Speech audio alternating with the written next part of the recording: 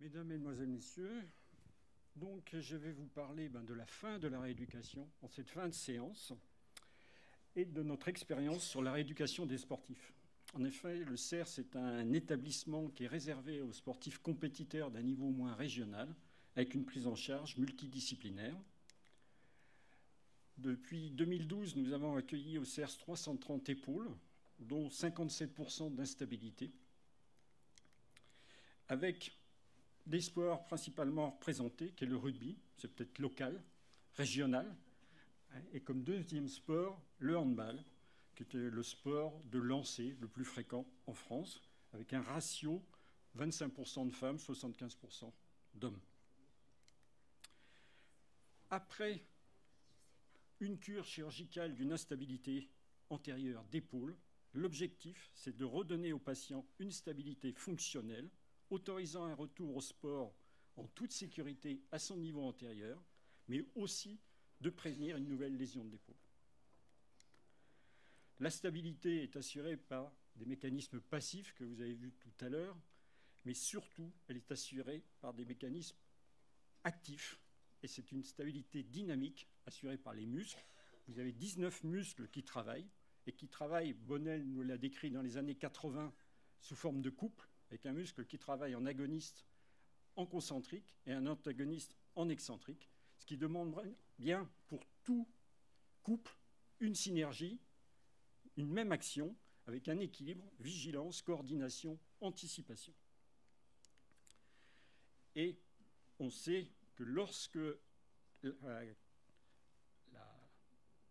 capsule est réparée, de même que le labrum, la stabilité dynamique est assurée par la coiffe.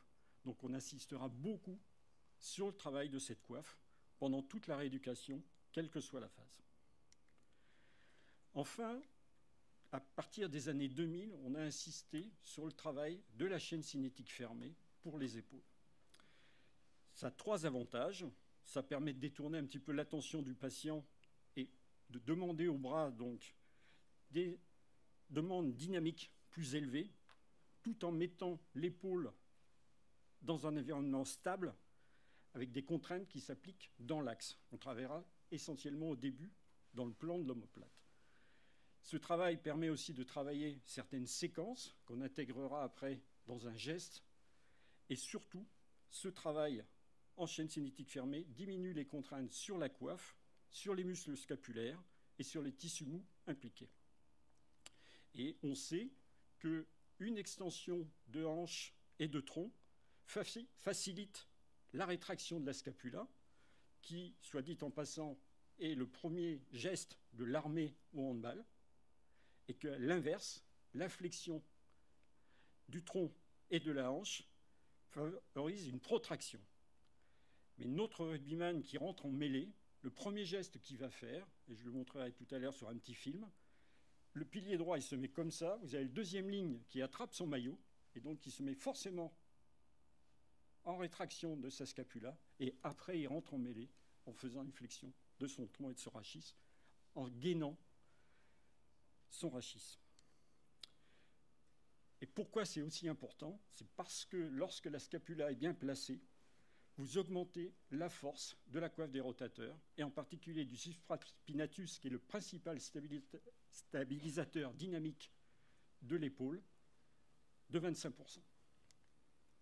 Enfin, toutes les études qui ont été faites en électromyographie de contact par Escamilla, mais aussi Ben Kibler, etc., ils ont analysé tous les mouvements réalisés et quel muscle a été recruté lors de ce mouvement. Ce qui nous a permis de connaître le mouvement idéal pour favoriser le développement des qualités musculaires du muscle qu'on cherche à développer. Avant toute rééducation, vous appelez ça BDK, moi je l'appelle pré-rééducatif, mais c'est la même chose. On gardera les amplitudes articulaires, on recherchera une laxité, des raideurs articulaires, voire une micro-instabilité. On analysera le plus finement possible les qualités musculaires, en contrôle neuromusculaire, en force, en endurance, et on regardera comment le patient utilise son épaule dans ses gestes sportifs. Parce que comme on s'adresse à un sportif, on analysera aussi sa condition physique et son état psychologique. Ce qui permet de définir un algorithme de rééducation de l'épaule. Ça a été fait sur la coiffe des rotateurs, mais c'est applicable à presque toutes les épaules, où vous avez une hypo-extensibilité, une perte de la souplesse tissulaire qui peut toucher les muscles scapulaires ou les muscles de la coiffe des rotateurs et la capsule, avec des muscles un petit peu parasites, le petit pectoral, l'angulaire de l'omoplate, le rhomboïde, qui devront être assouplis. Et à l'inverse, au niveau de la capsule postérieure, on peut avoir des rétractions, voire des faiblesses du sous-épineux ou du grand dorsal. Et au niveau musculaire, on cherchera d'abord à contrôler sur le plan neuromusculaire pour obtenir un travail de co-contraction et donc un travail de couple. Dès que la conscience du contrôle musculaire du mouvement est obtenue, on peut passer des gestes simples aux gestes sportifs et travailler l'endurance, la force, la puissance, la détente, etc.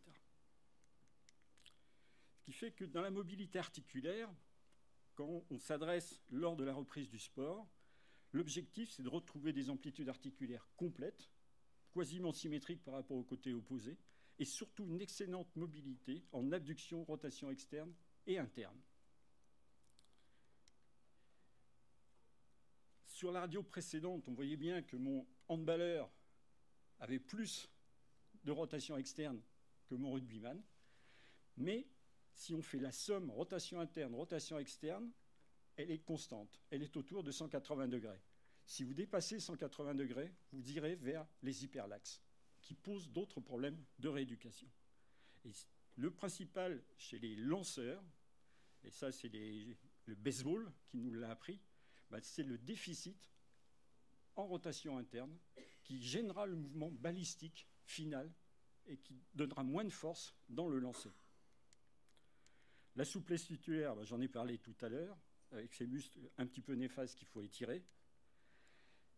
La capsule postérieure a été montré que la raideur capsulo-humérale et musculo-tendineuse postérieure peut être évaluée, c'est en adduction et pas abduction, excusez-moi, et c'est une mesure reproductible et fiable, à condition de bloquer l'omoplate et de travailler donc cette adduction horizontale.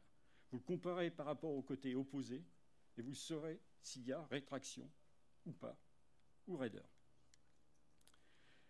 Bien sûr, on étirera les muscles déficitaires, mais on les renforcera aussi, que ce soit le sous-épineux ou le grand dorsal. Et dès que le patient, la douleur le permet, on étirera la capsule postérieure par cross-body stretch, qui se fait par le kinésithérapeute, où vous reproduisez le mouvement que je vous ai montré tout à l'heure. On bloque l'omoplate et on demande une adduction horizontale. Il ne faut pas le faire à froid, parce que si le patient n'est pas échauffé, s'il n'est pas préparé, si vous ne l'avez pas massé, il y aura souci.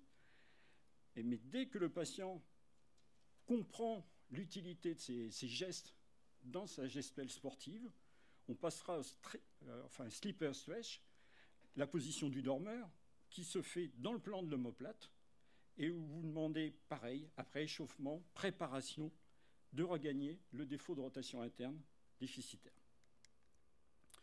On utilisera toutes les techniques à sec, avec des instruments en balnéothérapie, et rapidement, ce que disait Sébastien tout à l'heure, on arrive aux stabilisations rythmiques qu'on va faire sur table, puis en chevalier servant, voire debout, avec des contraintes et des vitesses de plus en plus croissantes.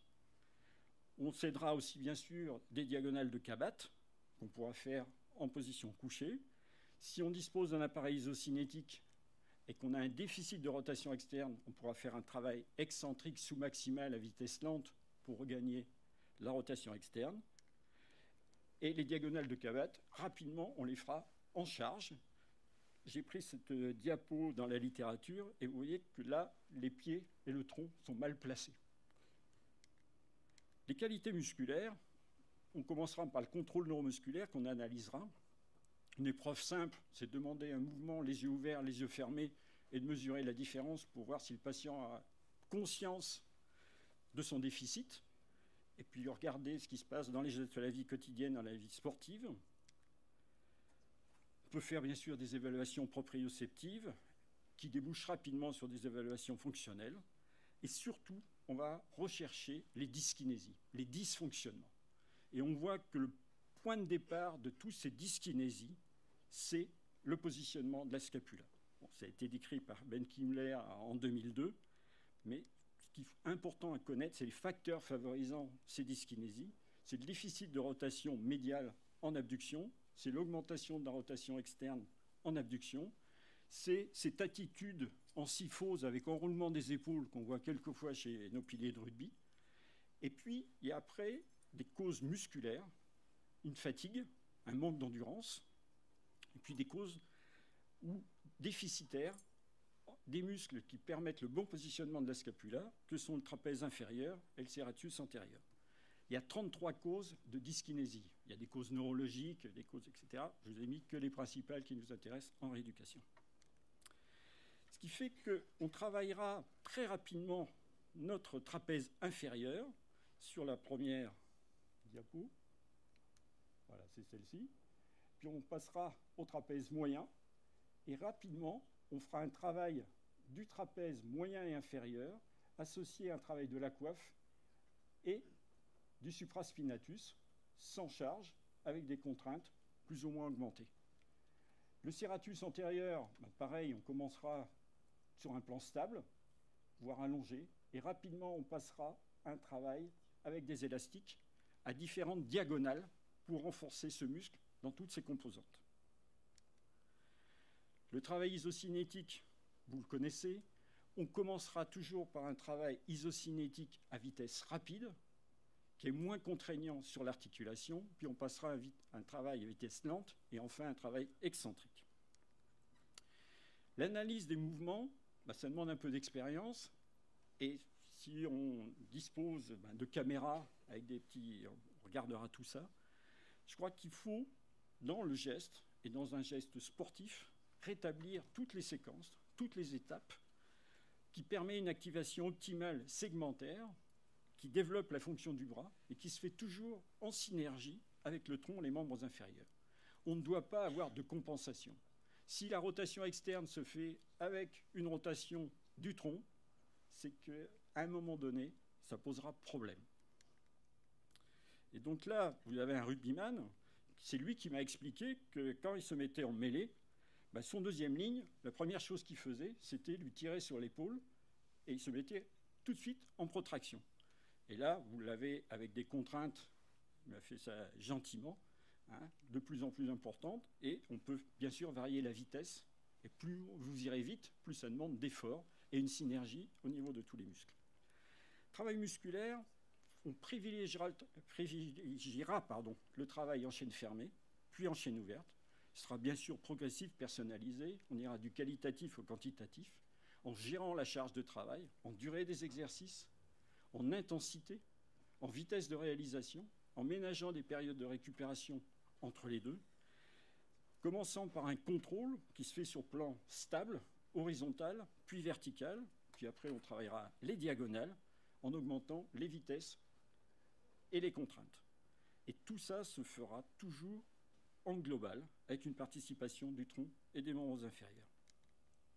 Ce qui fait que là, vous avez un travail horizontal, vertical, et puis on arrive sur ce type de travail qu'on peut débuter très tôt.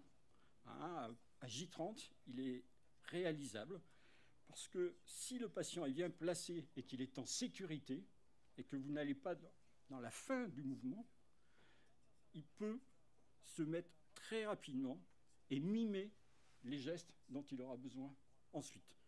Alors là, on le fait avec une bouée. On parlait de la voile il y a 5 minutes. Et puis quand il va mieux, ce sera le deuxième mouvement. On va travailler avec une barre et un élastique, où il va refaire le même mouvement. Mais là, vous allez avoir des contraintes. D'abord, son placement doit être parfait, parce que les contraintes sont beaucoup plus fortes, et vous pouvez le faire à différentes vitesses. Et vous pouvez descendre beaucoup plus bas. Donc là, vous irez dans les amplitudes extrêmes, et avec un travail, bien sûr, des diagonales, et qui est beaucoup plus complexe. Bon, là, c'est une coiffe des rotateurs, on est à J60. Et vous voyez que bon, ce monsieur, bon, c'est vrai qu'il est relativement musclé, le fait sans trop de difficultés. Donc, travail en chaîne fermée, puis ouverte, puis un travail de coordination pour arriver au geste sportif. Sur le plan préparation physique, bien sûr, un travail cardiovasculaire, mais un travail global. Et surtout, ce que je vais vous montrer, parce qu'on va passer rapidement sur ces diapos, c'est ce petit film où, en préparation physique, sur le terrain, on peut très rapidement, dès que c'est possible, travailler le placement du bras lors de différents gestes, avec un travail des ceintures que vous pouvez mimer, avec des contraintes que vous augmentez progressivement, avec éventuellement des haltères que vous pouvez mettre, avec des ballons, des medicine balls. Et tous ces exercices, il y a une graduation, bien sûr. On commence d'abord par des exercices avec en dessous du plan de l'omoplate, et rapidement on monte au-dessus du plan de l'omoplate avec des poids différents. Mais vous voyez, ce patient, mon préparateur physique me dit, il se gaine. C'est vrai que quand il part comme ça, il se gaine au niveau de son dos et de ses membres inférieurs. On pourra travailler les rotations, on pourra travailler en marche avant, en marche arrière. Il faut avoir des mouvements de complexité croissante, avec des épreuves de jonglage, d'appréhension au sol, hein, bon, bien sûr de course, en surveillant toujours que vous ayez une bonne synergie entre les bras et les membres inférieurs et que le tronc se passe bien. On peut aller sur les manipulations de ballons. Hein. Vous voyez tout de suite de quel club il vient. Mais bon, on peut même appréhender la touche si le patient est en confiance, avec des mouvements qui seront complexes. Hein. Là, un travail du serratus antérieur, le coup en avant. Et puis, on arrivera, si le patient progresse régulièrement, à un travail contre un partenaire, hein, d'évitement qui va reproduire un peu les gestes qu'il va faire au rugby. Hein, mais il n'y a pas besoin d'avoir une épaule, des épreuves de tirer. Hein. Voilà, des épreuves de portée. Hein, vous voyez que ces types d'exercices qu'on peut faire sont variés. Hein. Ce qu'il faut, c'est qu'ils soient bien réalisés et en passant dans un travail où on sollicite ses membres inférieurs, son tronc, un placement, bon, des épreuves de soulevé après avoir travaillé, des jonglages avec le medicine ball en hauteur pour la propulsion. Bon, c'est sûr que bon, on ne peut pas faire ça avec tous les patients, mais bon. Et là, on arrive à des exercices qui sont des exercices, je dirais, de rugby presque, hein, avec une appréhension du travail au sol, hein, qui est faisable, un travail de raffut, hein, avec les boucliers, et puis un travail de percussion. Hein, donc, tous ces exercices, bon, un travail beaucoup plus dynamique, avec le jeté du rouleau, un travail justement aussi de fixation de la scapula et d'appréhension, hein, pour terminer par un travail, l'un avec un medicine ball, l'autre avec un ballon. Hein, bon, vous voyez bien que c'est des sportifs bon, qui ont une certaine musculature, c'est sûr, c'est des professionnels de rugby. Hein, et bon, les profs de jonglage. Hein. Alors bon, on peut les varier, mais vous voyez que le principe, c'est ce que je vous ai donné dans les thèmes. Et là, on termine avec un mine-mêlée, qui était aussi là pour un problème d'épaule, où là, on travaille la passe et la rapidité de la passe et des contraintes qu'on lui fait. Et la prise en charge psychologique est importante, parce que Arden a montré que la principale cause de non-reprise du sport, c'était la peur de se blesser à nouveau. Et donc, tout ce qui a été fait précédemment, en kinésithérapie, en ergothérapie, en préparation physique, c'est redonner confiance au patient, le motiver pour la reprise. Et en conclusion, les critères de reprise du sport. Les délais de cicatrisation, ils sont à peu près clairs pour tout le monde. Autour de 3 mois sans contact, vers 6 mois, on ira plus vers des contacts. Il faut des critères objectifs. Les critères objectifs, c'est des amplitudes articulaires qui soient symétriques indolores, une bonne reprogrammation neuromotrice. Lors des tests isocinétiques, des déficits qui soient inférieurs à 15% entre les rotateurs internes et les rotateurs externes, pour les deux. Et si possible, c'est difficile dans l'épaule de comparer entre le côté sain et le côté, si on est droitier, on est toujours plus fort à droite, hein, le côté dominant que le côté dominé. Donc on essaiera toujours de travailler plutôt sur les ratios rotation interne, rotation externe. On peut se servir d'échelles. Bon, l'échelle de Constant, vous la connaissez toutes, mais elle n'est pas appliquée généralement dans les instabilités. On peut se servir de l'échelle de Duplé, qui nous donne de meilleurs renseignements.